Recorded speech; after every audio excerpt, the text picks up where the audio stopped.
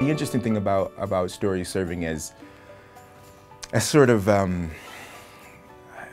like benchmarks for history and for different times, and sharing those stories with people who are growing up in maybe contemporary times or who are teenagers, is that oftentimes people don't know how they've gotten to where they've gotten to, right? And so a lot of times growing up, you don't recognize that everything that you have has come from a different place. What books and stories are able to do is present to you an archive. And I have this conversation a lot about, we argue that books are mirrors or they're windows, but what books are also are time capsules, right? And I think that's a part of that conversation that we never discuss.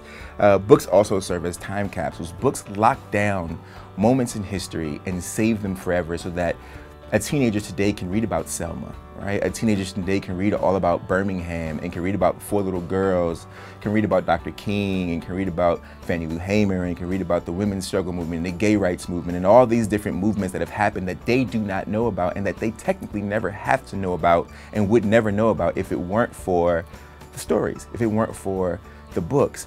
And with that being said, it's also important to make sure that we're today writing diverse stories of today, because these kids won't be kids forever, right? A teenager today will someday be 40, and they'll want to know about there'll be some young person who's living 40 years from now who won't ever have to worry about, let's say, the Black Lives Matter movement.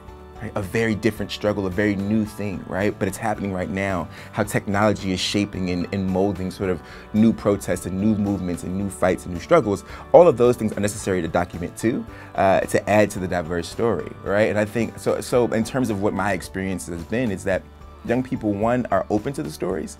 We tend to sort of wag our fingers and say that they're not, but they actually are, if the books are presented and if the stories are presented in a way that is fresh and that are good. And so I find that young people are open to it. Two, I find that young people do not have the chips on their shoulders that adults do. And we can keep that from happening by sharing these stories and giving them these tidbits of history and showing them these tidbits of struggle that they may not have a finger on or have a hand on, and that their parents might not even really know about. Because, growing up in Iowa, you may not have known what was going on in Mississippi. Right? And so even just sharing those things and starting that conversation within the home or within the school or within their neighborhoods or within their circle of friends, I find that prevents those chips from forming.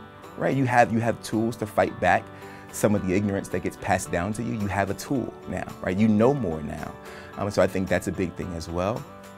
And lastly, I think that going forward, we can create sort of their blueprint, right? Their footprint in the books that are being written today for the new history that will be a few years from now, and that's just as important.